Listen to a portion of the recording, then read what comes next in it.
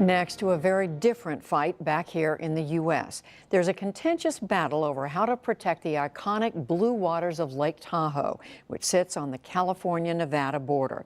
The agency that oversees development in the area has proposed a new set of rules for construction. The Sierra Club and other groups have challenged the plan in court, arguing it favors economic growth over environmental protection. Gabriela Quiros of KQED San Francisco reports. Okay, we'll go around the island, we'll look at the waterfall, we'll look at some osprey nests, and then we'll go fast.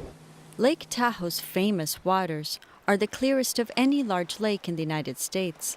They attract 3 million visitors to California and Nevada each year. The blueness comes in large part from just the incredible cleanliness of it. What's pretty wonderful is that you're really living in an environment that does have all the hallmarks of a national park, but anybody can come here, anybody can live here. And the trick is, how do we keep that quality and keep using it? That question has guided scientists like Jeff Schladow and hounded policymakers ever since the 1960s, when researchers at the University of California at Davis first documented a decline in the lake's clarity. The university's Brant Allen takes measurements every 10 days.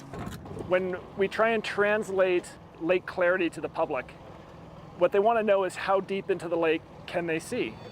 And so I'll be lowering the Secchi disc down into the lake until it disappears, getting our clarity reading for the day. Allen lets a frisbee-looking device called a Secchi disc sink until it disappears. The 18 meters are right around 60 feet.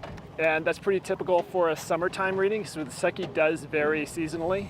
Since 1968, the lake has lost 20 feet of clarity, mainly due to uncontrolled urbanization in the 1950s and 60s. The 1960 Winter Olympics raised the lake's profile and encouraged development, as did Frank Sinatra, who hosted celebrities at his Cal Neva casino. Sierra Club volunteer Laurel Ames witnessed the development boom firsthand as a young woman growing up on the lake. When I was in college, I came home one weekend and my parents said, "Oh, you should go down and look at what they're doing to the swamp." What some residents considered a swamp at the south end of the lake was actually a large wetland, replaced in the 1960s by a maze of houses and canals called the Tahoe Keys. The wetland was no longer available to filter out dirt and pollutants before they flowed into the lake. When plans for development threatened a pristine corner of the lake, citizens organized. They pressured California, Nevada, and the federal government to enter into an agreement or compact that would regulate development around the lake. They agreed that Tahoe was threatened and that Tahoe needed to be protected by a planning agency, a regional planning agency. Starting in the 1980s, the Tahoe Regional Planning Agency restricted all new construction. Scientists had discovered that dirt, eroding and washing in from urban areas, contributed more than any other pollutant to clouding the lake. It's due in large part to very fine particles, things like dust that's come in from the roads, and also steep dirt surfaces prone to erosion. Hard surfaces like roads and parking lots can keep transporting dirt years after they're built. So even though development slowed down, the lake continued to lose clarity.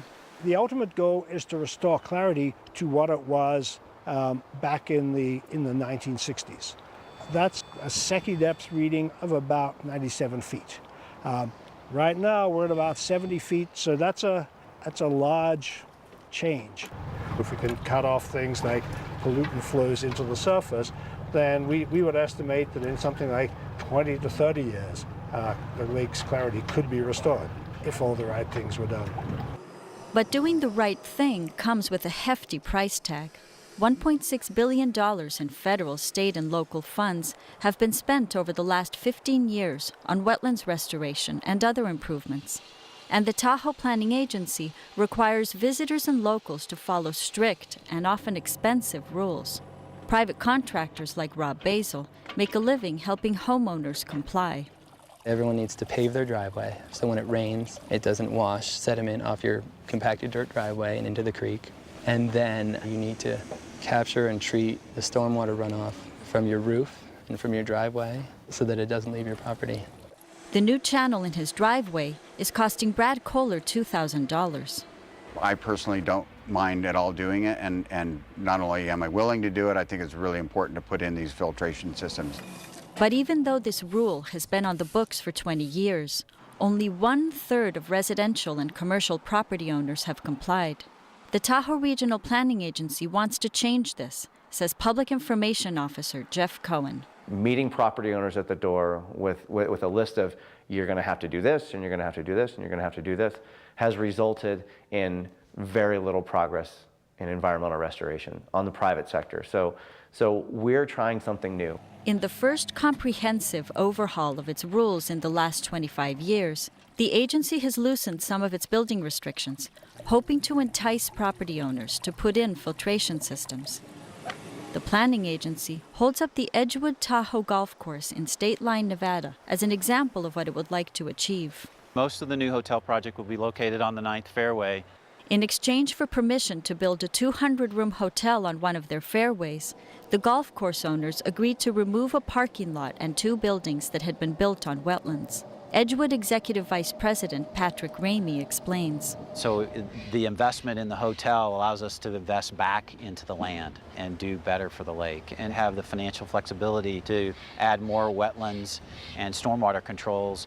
But the Sierra Club and several Lake Tahoe environmental groups filed a lawsuit in February to stop the new rules, which they argue will add more dirt to the lake. When you increase density, you increase people. When you increase people, you increase cars. And when you increase cars, you have to add parking. So you add asphalt.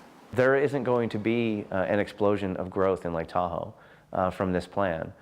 There isn't going to be a sudden explosion in land coverage, and certainly nowhere near the lake.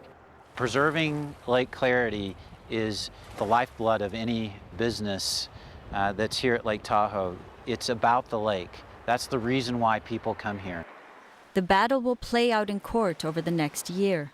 So far, scientists believe that efforts to keep dirt out of the lake are paying off, at least during the wet winter months. In winter, there actually has been an improvement because of many of these stormwater projects that have gone in. Still, nearly every summer, the lake continues to get cloudier. Scientists now suspect that warmer summer waters, brought on by climate change, are making the lake more prone to algae, a problem that could prove even more intractable than dirt. To find out more about how climate change and other threats like invasive species could affect Lake Tahoe, you can watch KQED's new half-hour documentary, Lake Tahoe, Can We Save It? Find it on our homepage.